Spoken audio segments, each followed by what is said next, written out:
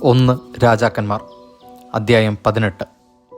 ഏലിയായും ബാലിൻ്റെ പ്രവാചകന്മാരും. ഏറെ നാൾ കഴിഞ്ഞ് 3-ാം വർഷം കർത്താവ് ഏലിയായോട് കൽപ്പിച്ചു, നീ ആഹാബിൻ്റെ മുമ്പിൽ ചെല്ലുക, ഞാൻ ഭൂമിയിൽ മഴ പെയ്യ്ക്കും. ഏലിയ ആഹാബിൻ്റെ അടുത്തേക്ക് പുറപ്പെട്ടു.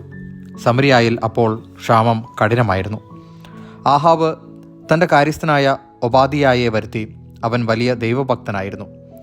ജസബൽ കർത്താവിൻ്റെ പ്രവാചകന്മാരെ വധിച്ചപ്പോൾ ഒബാദിയ 100 പ്രവാചകന്മാരെ കൂട്ടിക്കൊണ്ടുപോയി 50 പേരെ വീതം ഓരോ ഗുഹയിൽ ഒളിപ്പിച്ചു. അവൻ അവർക്ക് ഭക്ഷണപാനീയങ്ങൾ കൊടുത്ത് സംരക്ഷിച്ചു. ആഹാബ് ഒബാദിയായോട് പറഞ്ഞു, നീ നാട്ടിലുള്ള എല്ലാ അരുവികളിലും താഴ്വരകളിലും ചെന്ന് നോക്കുക. കുതിരകളെയും കോവർ കഴുതുകളെയും ജീവനോടെ രക്ഷിക്കാൻ പുല്ല് കിട്ടിയെന്ന് വരാം. മൃഗങ്ങളെല്ലാം നശിച്ചു പോകാതിരിക്കട്ടെ. അന്വേഷണ സൗകര്യത്തിന് രാജ്യം 2ആയി വിഭജിച്ചു. ആഹാബ് ഒരു വഴിക്കും ഒബാദിയ വേറൊരു വഴിക്കും പുറപ്പെട്ടു. ഏലിയ ഒബാദിയായെ വഴിക്ക് വെച്ച് കണ്ടുമുട്ടി. ഒബാദിയ അവനെ തിരിച്ചറിഞ്ഞു. താണു വണങ്ങിക്കൊണ്ട് അവൻ ചോദിച്ചു, പ്രഭോ, അങ്ങ് ഏലിയ അല്ലേ? അവൻ പറഞ്ഞു, ഞാൻ തന്നെ. ഏലിയ ഇവിടെയുണ്ടെന്ന് ചെന്ന് നിന്റെ യജമാനനോട് പറയുക. അവൻ പറഞ്ഞു, ഈ ദാസനെ ആഹാബിൻ്റെ കയ്യിൽ കൊലയ്ക്ക് ഏൽപ്പിക്കാൻ ഞാൻ എന്തു പാപം ചെയ്തു? അങ്ങയുടെ ദൈവമായ കർത്താവാണേ, അങ്ങയെ അന്വേഷിക്കാൻ എൻ്റെ യജമാനൻ ആളയക്കാത്ത രാജ്യമോ ജനതയോ ഇല്ല. അങ്ങ് അവിടെ ഇല്ലെന്ന് മറുപടി കിട്ടുമ്പോൾ അങ്ങയെ കണ്ടിട്ടില്ല എന്ന് അവൻ ഓരോ രാജ്യത്തെയും ജനതയെയും കൊണ്ട് സത്യം ചെയ്യിക്കുന്നു. അങ്ങനെയിരിക്കെ ഏലിയ ഇവിടെയുണ്ട് എന്ന് എൻ്റെ യജമാനനെ അറിയിക്കാൻ അങ്ങ് കൽപ്പിക്കുന്നല്ലോ. ഞാൻ അങ്ങയുടെ അടുത്തുനിന്ന് പോയാലുടനെ കർത്താവിൻ്റെ ആത്മാവ് ഞാൻ അറിയാത്ത ഏതെങ്കിലും സ്ഥലത്തേക്ക് അങ്ങയെ കൊണ്ടുപോകും. ആഹാബിനെ ഞാൻ വിവരം അറിയിക്കുകയും അവൻ അങ്ങയെ കണ്ടെത്താതിരിക്കുകയും ചെയ്താൽ അങ്ങയുടെ ഈ ദാസൻ ചെറുപ്പം മുതൽ കർത്താവിൻ്റെ ഭക്തനാണെങ്കിലും അവൻ എന്നെ വധിക്കും. ജസബൽ കർത്താവിൻ്റെ പ്രവാചകന്മാരെ വധിച്ചപ്പോൾ ഒരു ഗുഹയിൽ 50 പ്രവാചകന്മാരെ വീതം 100 പേരെ ഒളിപ്പിച്ച് അവർക്ക് ഭക്ഷണപാനീയങ്ങൾ നൽകി ഞാൻ സംരക്ഷിച്ചത് അങ്ങ് കേട്ടിട്ടില്ലേ? എന്നിട്ടും പോയി ഏലിയ ഇവിടെയുണ്ട് എന്ന് നിന്റെ യജമാനനോട് പറയുക എന്ന് അങ്ങ് കൽപ്പിക്കുന്നു. അവൻ എന്നെ കൊല്ലും. ഏലിയ പ്രതിവചിച്ചു, ഞാൻ സേവിക്കുന്ന കർത്താവാണേ, ഇന്ന് ഞാൻ അവൻ്റെ മുമ്പിൽ ചെല്ലും, തീർച്ച. അപ്പോൾ ഒബാദിയ ചെന്ന് ആഹാബിനെ വിവരമറിയിച്ചു. അവൻ ഏലിയായെ കാണാൻ വന്നു. ഏലിയായെ കണ്ടപ്പോൾ ആഹാബ് ചോദിച്ചു, ഇസ്രായേലിനെ കഷ്ടപ്പെടുത്തുന്ന നീ തന്നെയോ ഇത്? അവൻ പ്രതിവചിച്ചു, ഇസ്രായേലിനെ കഷ്ടപ്പെടുത്തുന്നത് ഞാനല്ല, കർത്താവിൻ്റെ കൽപ്പനകൾ നിരസിച്ച് ബാൽദേവന്മാരെ സേവിക്കുന്ന നീയും നിന്റെ പിതാവിൻ്റെ ഭവനവുമാണ്. നീ ഇസ്രായേൽ ജനത്തെ മുഴുവൻ കാർമൽ മലയിൽ എൻ്റെ അടുക്കൽ വിളിച്ചു കൂട്ടുക. ജസബൽ പോറ്റുന്ന ബാലിൻ്റെ 450 പ്രവാചകന്മാരെയും അഷേരായുടെ 400 പ്രവാചകന്മാരെയും കൂട്ടിക്കൊണ്ടുവരിക. ആഹാബ് ഇസ്രായേൽ ജനത്തെയും പ്രവാചകന്മാരെയും കാർമൽ മലയിൽ ഒരുമിച്ച് കൂട്ടി. ഏലിയ ജനത്തെ സമീപിച്ച് ചോദിച്ചു, നിങ്ങൾ എത്ര നാൾ 2 വഞ്ചിയിൽ കാൽ വയ്ക്കും? കർത്താവാണ് ദൈവമെങ്കിൽ അവിടുത്തെ അനുഗമിക്കുവിൻ, ബാലാണ് ദൈവമെങ്കിൽ അവൻ്റെ പിന്നാലെ പോകുവിൻ. ജനം ഒന്നും പറഞ്ഞില്ല. ഏലിയ വീണ്ടും ജനത്തോട് പറഞ്ഞു, കർത്താവിൻ്റെ പ്രവാചകന്മാരിൽ ഞാനേ ശേഷിച്ചിട്ടുള്ളൂ, ഞാൻ മാത്രം. ബാലിനാകട്ടെ 450 പ്രവാചകന്മാരുണ്ട്. ഞങ്ങൾക്ക് 2 കാളയെ തരുവിൻ. ഒന്നിനെ അവർ കഷ്ണങ്ങളാക്കി വിറകിന്മേൽ വയ്ക്കട്ടെ, തീ കൊളുത്തരുത്. മറ്റേതിനെ ഞാനും ഒരുക്കി വിറകിന്മേൽ വയ്ക്കാം, ഞാനും തീ കൊളുത്തുകയില്ല. നിങ്ങൾ നിങ്ങളുടെ ദൈവത്തിൻ്റെ നാമം വിളിച്ചപേക്ഷിക്കുവിൻ, ഞാൻ കർത്താവിൻ്റെ നാമം വിളിച്ചപേക്ഷിക്കാം. അഗ്നി അയച്ച് പ്രാർത്ഥന കേൾക്കുന്ന ദൈവമായിരിക്കും യഥാർത്ഥ ദൈവം. വളരെ നല്ല അഭിപ്രായം. ജനമൊന്നാകെ പ്രതിവചിച്ചു.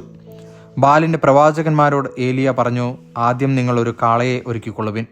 നിങ്ങൾ അനേകം പേരുണ്ടല്ലോ, നിങ്ങളുടെ ദേവനെ വിളിച്ചപേക്ഷിക്കുവിൻ, എന്നാൽ തീ കൊളുത്തരുത്. അവർ കാളയെ ഒരുക്കി പ്രഭാതം മുതൽ മധ്യാഹ്നം വരെ, ബാൽദേവ, ഞങ്ങളുടെ അപേക്ഷ കേൾക്കണമേ എന്ന് വിളിച്ചപേക്ഷിച്ചു. പ്രതികരണമുണ്ടായില്ല. ആരും ഉത്തരവും നൽകിയില്ല. ബലിപീഠത്തിന് ചുറ്റും അവർ ഉറഞ്ഞു തുള്ളിക്കൊണ്ടിരുന്നു. ഉച്ചയായപ്പോൾ ഏലിയ അവരെ പരിഹസിച്ച് പറഞ്ഞു, ഉച്ചത്തിൽ വിളിക്കുവിൻ, ബാൽ ഒരു ദേവനാണല്ലോ. അവൻ ദിവാസ്വപ്നം കാണുകയായിരിക്കാം, ദിനചര്യ അനുഷ്ഠിക്കുകയുമായിരിക്കാം, യാത്ര പോയതാവാം, അല്ലെങ്കിൽ ഉറങ്ങുകയുമാകാം. വിളിച്ചുണർത്തേണ്ടിയിരിക്കുന്നു. അപ്പോൾ അവർ ശബ്ദമുയർത്തി വിളിച്ചു. ആചാരമനുസരിച്ച് വാളും കൊണ്ടും കുന്തം കൊണ്ടും തങ്ങളെ തന്നെ മുറിവേൽപ്പിച്ചു. രക്തമൊഴുകി. മധ്യാഹ്നം കഴിഞ്ഞിട്ടും അവർ ഉന്മത്തരായി വിളിച്ചുകൊണ്ടിരുന്നു. ബലിക്ക് സമയമായി, എന്നിട്ടും ഒരു ശബ്ദവും ഉണ്ടായില്ല. ആരും ഉത്തരം നൽകിയില്ല. ആരും അവരുടെ പ്രാർത്ഥന ശ്രവിച്ചില്ല. അപ്പോൾ ഏലിയ ജനത്തോട് പറഞ്ഞു, അടുത്തു വരുവിൻ. എല്ലാവരും ചെന്നു. കർത്താവിൻ്റെ തകർന്നു കിടന്നിരുന്ന ബലിപീഠം അവൻ കേടുപോക്കി.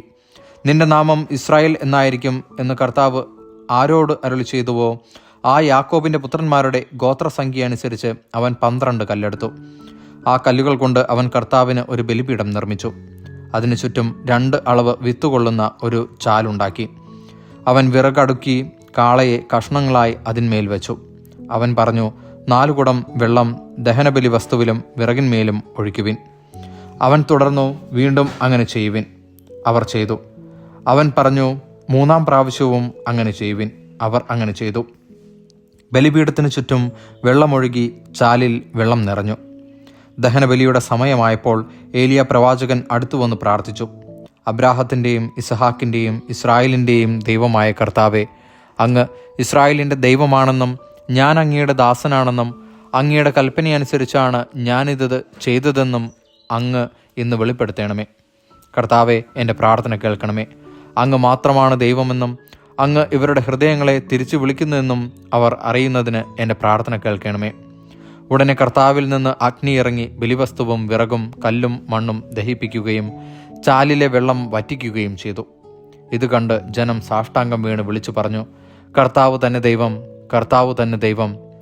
ഏലിയ അവരോട് പറഞ്ഞു, ബാലിൻ്റെ പ്രവാചകന്മാരെ പിടിക്കുവിൻ, ഒരുവനും രക്ഷപ്പെടരുത്. ജനം അവരെ പിടിച്ചു. ഏലിയ അവരെ താഴെ കിഷോർ അരുവിക്ക് സമീപം കൊണ്ടുപോയി വധിച്ചു. വരൾച്ച അവസാനിക്കുന്നു. അനന്തരം ഏലിയ ആഹാബിനോട് പറഞ്ഞു, പോയി ഭക്ഷണപാനീയങ്ങൾ കഴിക്കുക. വലിയ മഴ ഇരമ്പുന്നു. ആഹാബ് ഭക്ഷണപാനീയങ്ങൾ കഴിക്കാൻ പോയി. ഏലിയ കാർമൽ മലയുടെ മുകളിൽ കയറി അവൻ മുട്ടുമടക്കി നിലം വരെ കുനിഞ്ഞ് മുഖം മുട്ടുകൾക്കിടയിലാക്കി ഇരുന്നു. അവൻ വൃദ്ധനോട് പറഞ്ഞു, പോയി കടലിലേക്ക് നോക്കുക. അവൻ ചെന്ന് നോക്കിയിട്ട് ഒന്നുമില്ല എന്ന് പറഞ്ഞു. വീണ്ടും അവനോട് പറഞ്ഞു, 7 പ്രാവശ്യം ഇങ്ങനെ ചെയ്യുക.